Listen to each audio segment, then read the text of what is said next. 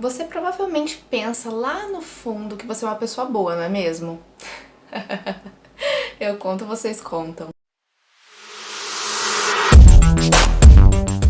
No vídeo de hoje eu vou falar sobre o experimento da prisão de Stanford, que foi um experimento de psicologia social realizado em 1971.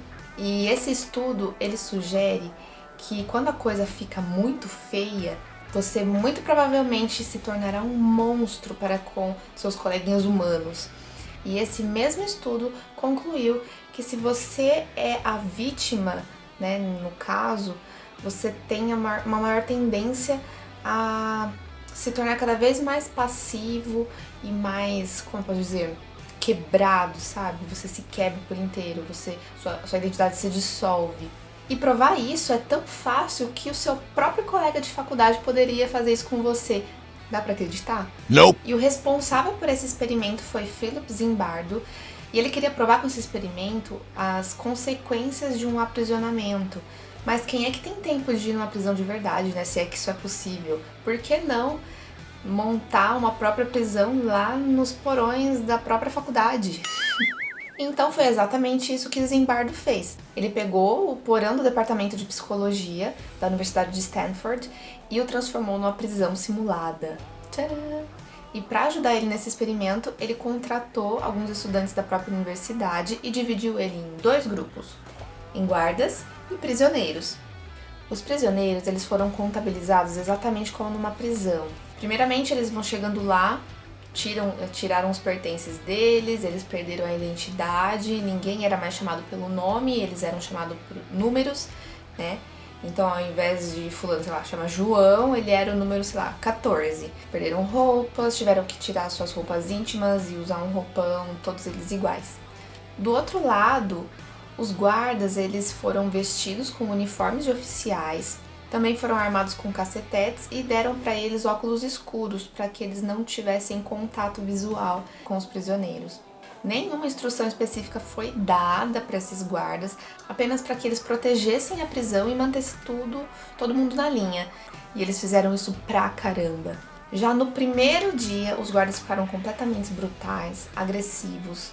Por outro lado, os prisioneiros, logo após presenciarem um pouco mais de violência, eles já ficaram muito mais passivos, uma postura muito mais de humilhação mesmo. Às vezes, os guardas faziam os prisioneiros usarem sacos na cabeça, faziam eles usarem correntes nos tornozelos. Além disso, eles faziam os prisioneiros fazer xixi e cocô dentro de latinhas nas celas improvisadas. Ai, que nojo, né? E aplicavam muitas punições, como infinitas flexões, né? Flexões até eles não aguentarem mais. Faziam eles também passar a noite sem dormir, várias noites sem dormir, até mesmo deixá-los sem fumar.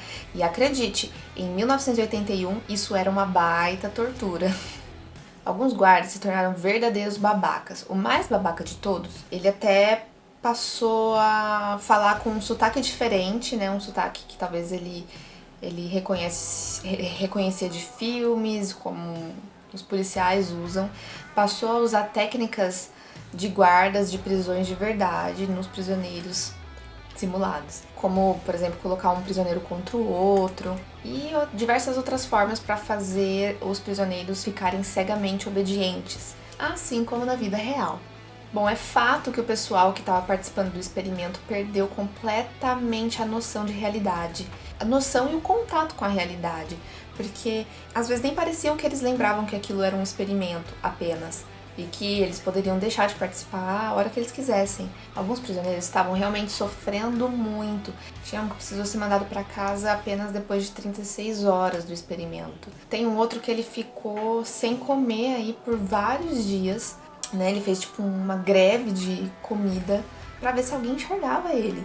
E uma ex-aluna que estava acompanhando ali todo o experimento, junto com o professor Zimbardo, ela ajudou o pessoal a enxergar realmente o que estava acontecendo, porque nem os próprios pesquisadores estavam conseguindo ver o quanto que aquele experimento estava extrapolando os limites, assim, éticos, sabe? Então, acabou que o experimento durou apenas 6 dias, isso que a previsão de duração do experimento, planejamento, era para 2 semanas. Então, foi muita diferença e todos os envolvidos ficaram completamente pirados, incluindo os responsáveis por ele. Então, o estudo caiu um tempo depois por questões éticas, entrou em muita discussão e fez com que as outras universidades, né, garantissem que esse tipo de experimento não acontecesse de novo. Bom, e os principais resultados desse experimento foram, apesar de ter infringido diversas questões éticas, ele foi bastante importante para a gente ver essa questão das representações sociais mesmo. Então, os guardas, eles passaram a assediar toda e qualquer conduta que eles não gostaram por parte dos prisioneiros. E isso fez com que os prisioneiros ficassem cada vez mais passivos, cada vez mais humilhados. Como eu citei anteriormente, teve aquele outro prisioneiro que ele se rebelou, né? Ele decidiu parar de comer e ao invés dos guardas olharem para ele, porque ele estava sofrendo, ele estava fazendo aquilo para ser visto, não, os guardas passaram a humilhá-lo cada vez mais. E qual que é a grande diferença entre os dois? Os uniformes, né? E o papel que cada um foi designado. Afinal, eu só estou obedecendo ordens, só estou cumprindo meu papel. Quantas vezes você já não ouviu isso? E quando o experimento acabou, apenas 6 dias depois, os prisioneiros mal podiam acreditar que aquilo realmente estava acontecendo, que estava acabando tão rápido, o que evidencia, de certa forma, o quanto eles se conformaram com o papel que lhe foi imposto.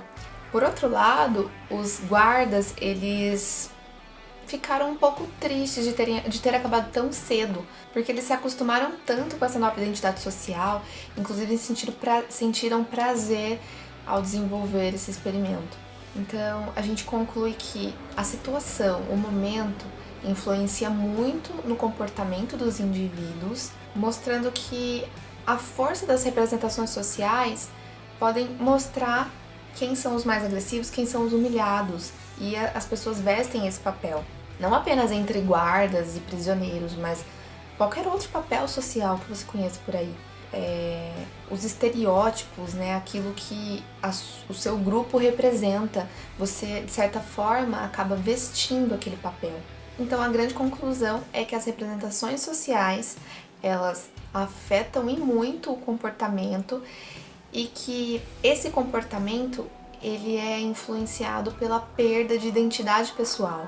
Isso acontece quando uma pessoa deixa de ser tratado como um indivíduo e passa a ser tratado como um grupo. Ele acaba ficando imerso nas regras daquele grupo específico, aceitando tudo que aquele grupo representa, repetindo tudo que aquele grupo fala, tudo que aquele grupo acredita, né? Então, esse foi o vídeo de hoje. Eu não vou entrar em mais detalhes, fazer uma crítica social foda. Eu vou deixar que vocês comentem aqui embaixo se você observa isso em papéis, em representações hoje, né? Não vou nem falar nada. Bom, se você tirou mais alguma conclusão desse estudo, né, do experimento da prisão de Stanford, por favor, conta pra gente aqui nos comentários, participa aqui do debate, interaja bastante nesse vídeo se você achar interessante, para que mais pessoas possam alcançar esse conteúdo. E também não se esqueça de deixar o like e se inscrever no meu canal, ativar o sininho de notificações e continuar me acompanhando. Então é isso, um beijo, tchau!